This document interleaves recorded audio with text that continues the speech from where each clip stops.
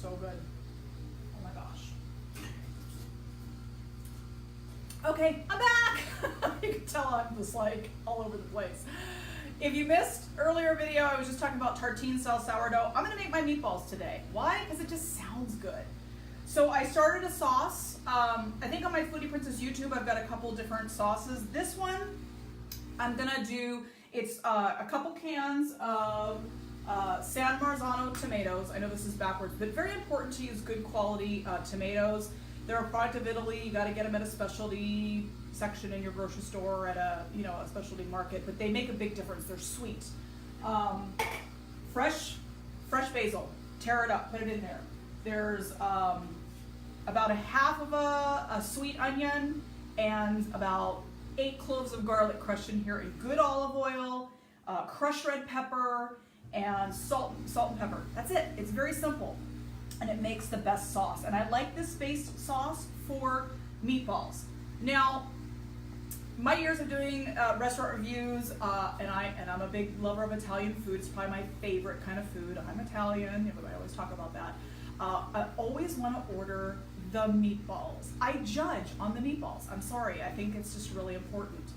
And it's one of those things that, what makes a good meatball? Well, you don't want to overwork the meat. You want them to be tender on the inside, dense enough, so they're not just falling apart, but that they're tender inside. And so I'm always in the search of a good meatball. So I've modified my recipe over time, and I don't even know if this is the one I always use, honestly, because I just cook off the cuff. But this is the general idea. If I forget something, I'll add it in the comments below. And I use what's on hand. I wasn't planning on making meatballs, so, I'm just making what I've got. And I have a good stock of stuff here. I am a food critic, and I do love to cook, so obviously I have a good stock. If there's an apocalypse, you might want to stalk me and find out where I live, because I probably have some good food. I hoard food. So, little secret.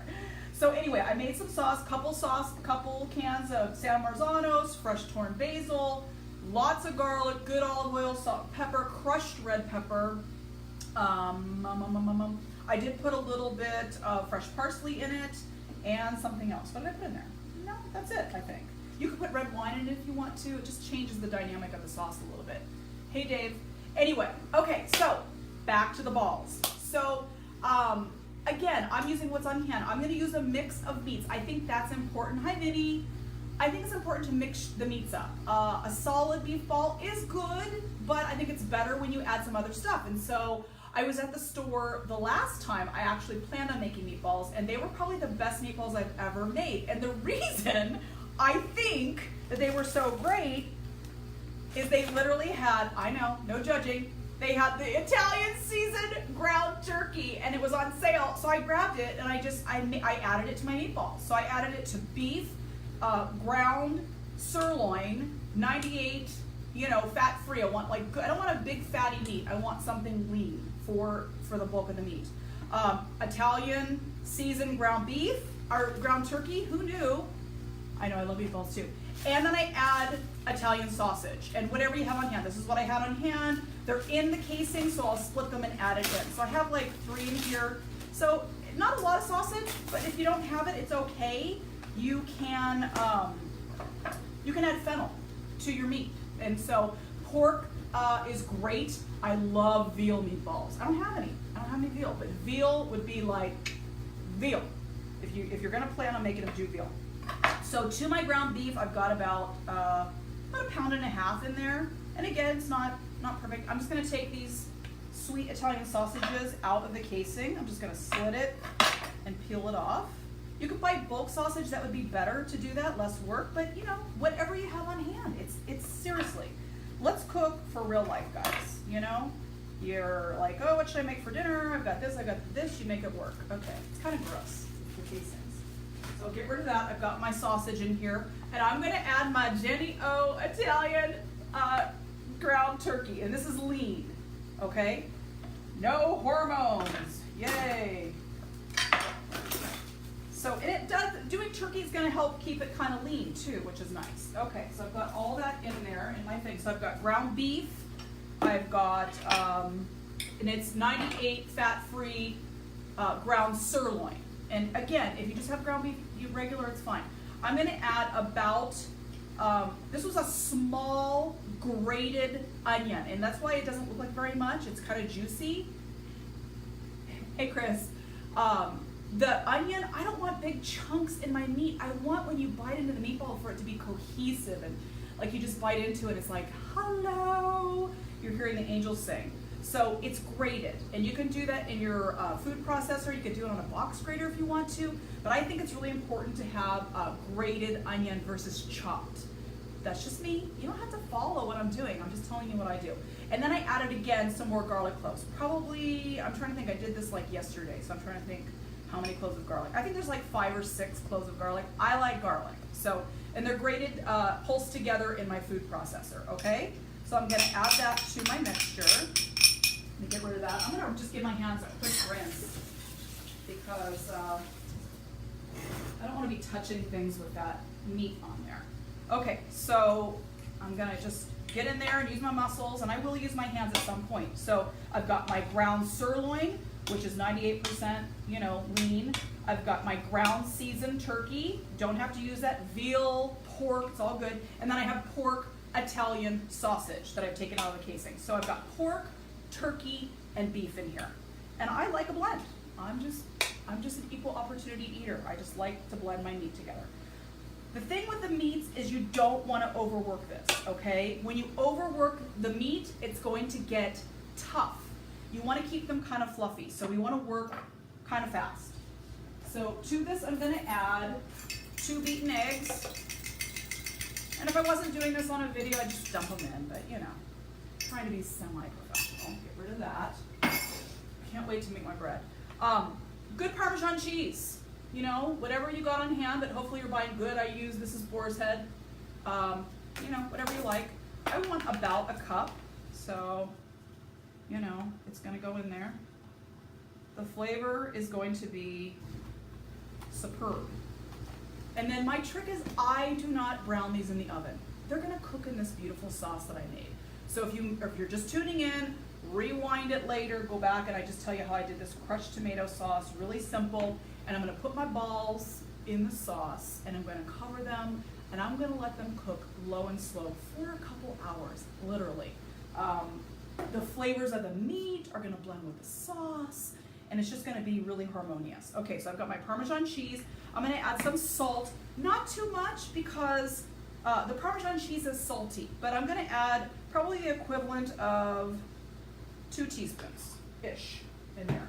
I'm gonna do some pepper, probably about a tablespoon-ish, about a teaspoon and a half. See, I don't measure, I just like whatever. Whatever you like. I'm in love with this new product. This is not something I normally use. It's new, I like it, you don't have to get it. Oh my gosh, that pepper went right down my throat. This is Trader Joe's Mushroom and Company multi-purpose umami seasoning blend. So when you're making meat products, you want to add some umami. What is umami, you guys want to ask? Where's my water? Oh, here it is. So umami is that when you bite into something and you're like, holy heck, what is it? Excuse me. Mushrooms give us that umami kind of flavor. And so I'm going to add just a little bit of this multi-purpose seasoning, this umami. And honestly, MSG is umami. I'm just telling you guys, that's what gives you that flavor. You guys saying, hey, Minnie, what are you saying? Okay, so I'm gonna do some of this umami seasoning. I get it at Trader Joe's. If you don't have a Trader Joe's, I'm sure, I don't know, does Trader Joe's have a website? Probably do, but anyway, I like this. Worcestershire, anytime I'm cooking with beef, Worcestershire goes in it. Again, it gives you that kind of umami. It's got molasses, it's got sugar, it's got anchovies. And anchovies are what's giving you that umami in here. So I'm gonna do like 1, 2, 3, 4, 5, 6, 7, 8. 8 good dashes of Worcestershire. I like ground oregano. I just like it because it's not, because it's ground. And I'm gonna do about a teaspoon. It's very powdery, so Normally I would do fresh parsley, but the parsley that I had went into my sauce, and I don't want to go back outside. It's raining, it's wet, I'm cold, my feet are cold. I don't want to go out there. So I want some, fresh parsley. Do it if you can. But I'm doing dry, so I'm gonna do about a tablespoon of fresh parsley. There we go. That's a good tablespoon. Now, if you like a spicier meatball, you can add crushed red pepper, or you can do spicy Italian sausage. I added sweet Italian sausage, and I do have some crushed red pepper in my sauce, so I'm not gonna do it. Just me. You don't have to do what I'm doing, but I'm just telling you. If you don't have sausage, I suggest you do some fennel. This is whole fennel seed. I would take your pestle and crush it up a little bit so it's not so thick, but fennel will give you that yummy flavor in there. And then I like panko, okay? Panko breadcrumbs, again, these are Italian style panko. I think the panko adds a nice texture, but if you just have regular breadcrumbs, it's all good. And I'm gonna do about a cup. And just polish it off. Bada boom, bada bing. And then the last ingredient, I think, is kind of my secret. Not that I'm the only one that's doing this, is the ricotta. The ricotta cheese is going to add this creaminess inside there. A lot of people will take breadcrumbs or bread, like doughy bread, and soak it in milk and then put it in there. That's great. It's old school. It's delicious. But there's something about ricotta, I just like to say it, in the meatball. It just elevates it to a better texture and a better flavor. So I'm gonna use, this is full fat, whole milk. Don't get any of that skim milk BS. We want the real thing. I'm gonna put a good cup. Somebody's wash is done. It's not mine. I'm gonna put about a good cup in there, okay? Of ricotta, whole milk, okay? And that's all she wrote. You can use a spoon, you could do what you want, but I like to handle my balls with my hands. I'm gonna put on these gloves. I found some smaller ones. If you watched my video earlier, they were so big, they were falling off. I just think when you use your hands, and you don't have to use gloves, you take your rings off, make sure your hands are clean. You want to get in there and mush it, but we don't want to be mushing this for hours. We want to just kind of get in there, get it incorporated, and make your balls and call it a day. Why? Because you don't want to balls are sensitive. They don't like to be overworked, right? Okay, roll up my sleeve here, and you just kind of get into it. Now that ricotta just really makes this creamy, beautiful texture in this meatball. The egg is your binder. Am I losing stuff? Your breadcrumbs are just like a filler, and I don't like to go crazy on the breadcrumbs because I don't want a lot of filler in this, Everybody's different. I'm gonna be making my own breadcrumbs later. I usually do, and so when I have, day-old bread, I toast it up. I made some baguettes, and I had some leftover bread, and so I'll just pulse that in my food processor. You can season it ahead of time, and I usually do, so it's just ready to go. I'll add garlic powder and Italian seasoning, and whatever you like in it. And then you can freeze it, or you can just kind of keep it in the pantry. But I always have like a pre-made breadcrumb on hand, just in case I don't have any, fresh. But you can take day-old bread and toast it up in there, or crackers even. Crackers work. All right, so once you get this all incorporated, again, you don't want to over-mix it. I'm just going to kind of show you what I've got here. You have this really nice texture. Can you see it? And I'm going to form the balls. Now, you can make little balls, or you can do big balls, whatever you like. You just want to take them out. Some people weigh them. Some people use an ice cream scoop, which you can do. And I'm going to form my balls, and I'm going to drop them right into my sauce. And again, I don't want to overwork that ball. Okay? You see it? And it just goes right in the sauce. And you just keep repeating that. Now, I have more than enough mix to make some balls for my dinner, and then some balls for something else later.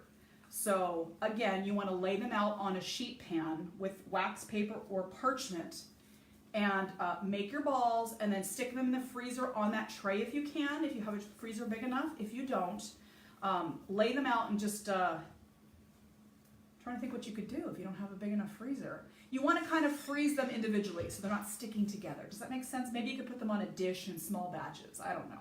But you don't want to have like them in one big, you take them out of the freezer and like your balls are all like frozen together. That would be bad. Okay? So again, you could do any size balls you like. I like spaghetti with like just a big giant ball on top. It's just yum. Okay? Lightly roll it together. Remember, you're doing real gentle movements. See it? Pretty ball. And it's going to go right in my sauce. As soon as I get them all in there, I'm going to cover it. I'm just going to, you know, for time's sake, I'm going to take my glove off. There we go. And I'm just going to kind of show you.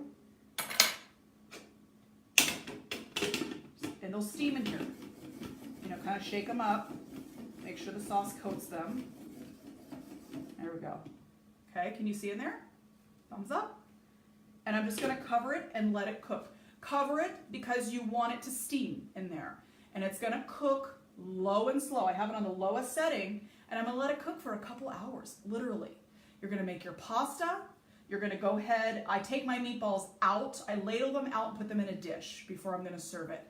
I make my pasta water. I take my pasta directly out. Don't rinse your pasta.